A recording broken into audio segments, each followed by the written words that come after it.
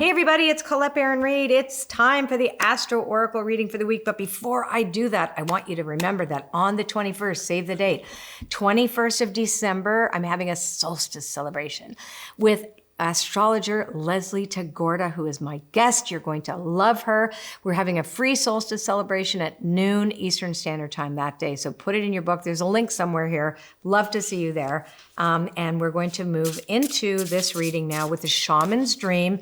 I love this deck. I did this deck with Alberto Villoldo. We're using the concept of the shaman archetype. It's not about shamanism. And it's one of my favorite decks. I use this deck all the time in my membership circle, and we just love it.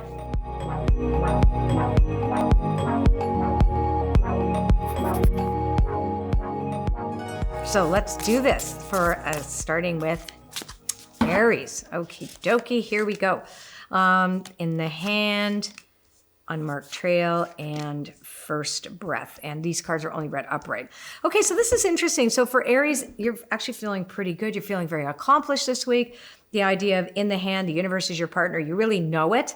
And you've actually stepped into some new things. So you're feeling really excited about the new year, likely, because this is about looking forward. And having the beginner mind energy with you as well. It's about like planning for new things and really feeling very good about it. So Aries, if that is you're in the case, but it could be anything. It could be starting a new relationship. It could be that you feel like a brand new world is calling you in any part of your life. Could be work, could be relationships, could be family, who knows? But ultimately, at the end of the day, there's something beautiful that you're learning and you're exploring and you're curious about that you are discovering. And that's for you this week. And it does feel very fated. Okay, so now we're going to look for the Taurus. Taurus, here we go. Mindful, all about groupthink. Empty well, time to replenish, and moon mating, new beginnings. So for Taurus, you got to be careful not to fall into that kind of trap. Well, everybody's doing it, so I'm going to do it too. There's a bit of a danger of you not thinking for yourself this week. So it's really being mindful that you have your own thoughts about things and you're doing your own research about things. And you're not just going with what everybody says, especially not the news. All right. Then empty well means, you know what? Time to you take the time out for you. You know that this is the only way you're going to start things from scratch, new again for yourself as well. It's a renewal moment for you. So again, don't get caught up in the drama of the news cycles or social media or anything like that. It's saying like, you know what? I'm exhausted. I got to go really take care of me.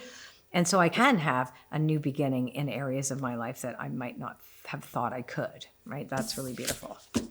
Okay. Now we're going to look at Gemini. Alrighty, so Gemini, curiosity. You've got the stranger card, you've got the horned cactus, which is resourcefulness, and you have the beloved. So for Geminis who are just falling in love, this is very nice. And also to recognize that you might be looking at the people in your life with a new pair of eyes. You're starting to feel super grateful for them. And there's a real sense of, if you bring that sense of curiosity forward, it's kind of like surrendering to what is and just saying yes to life. All of a sudden, it feels so magical, and there's a sense of humility and gratitude that's just and there's a reverence to all of this. So this is a very beautiful moment for the Gemini personality. This is a nice week, actually, after the past couple. Up, down, roller coaster. Here we go. Okay. Now let's look at Cancer. Cancers. Ancestral wisdom, heart, home, compassion, and covenant, sacred contract.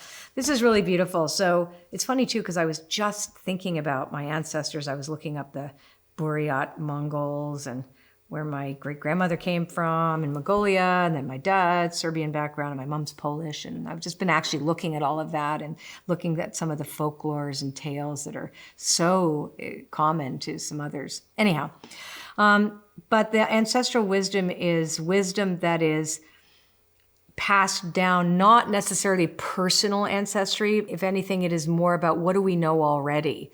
What is the wisdom of the ages that we know? Like history repeats itself is one of those ancestral wise comments and things. You know, if I do what I did, I'm going to get what I got. So there's a sense of There is a rich history here. If I want to create a new future, then what do I know? If I do that, well, this, there's a wisdom there. I have to be careful that the map that's already laid out for me, that I take heed. There is wisdom already. People have trod these roads before. And Heart Home is all about self-compassion. It's compassion. You're not expected to do everything. Cancer is like, yeah, you have this big heart you want to share with everybody, but you have to show that to yourself too. It's really important that you remember that compassion.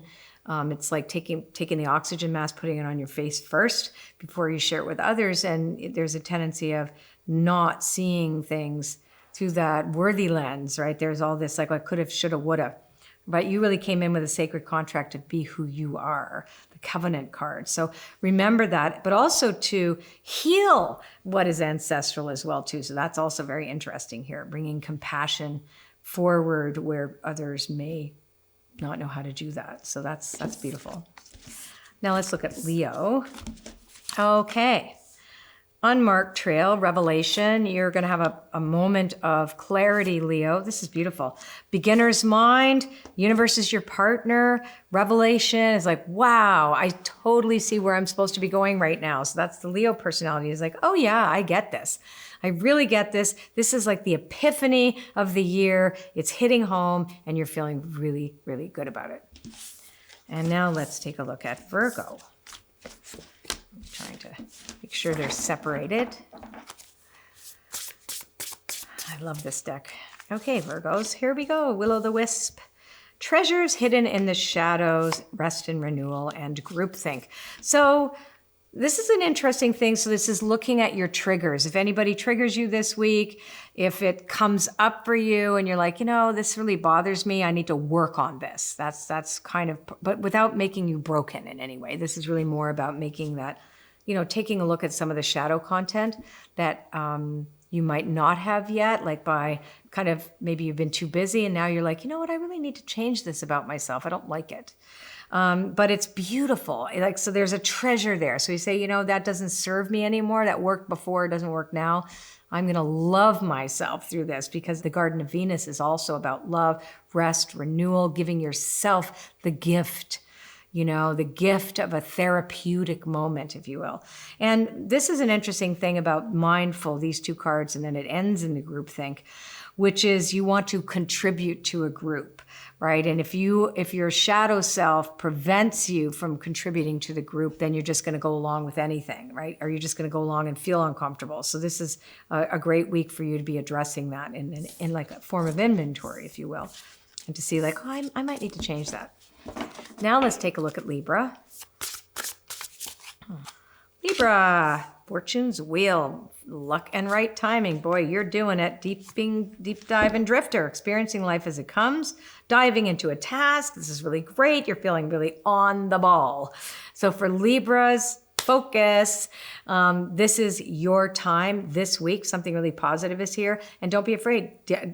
Put those blinkers on and dive into what's in front of you. You'll find some beautiful treasure there for sure. And, you're on a brand new adventure now. That's what it appears. Sounds good. Oh my gosh. Hi, everybody. I know we've shot the video and everything. I'm in different clothes, but I forgot Scorpio, and I'm going to do a reading for Scorpio this week. I'm sorry. I'm like, what happened to Scorpio? I forgot.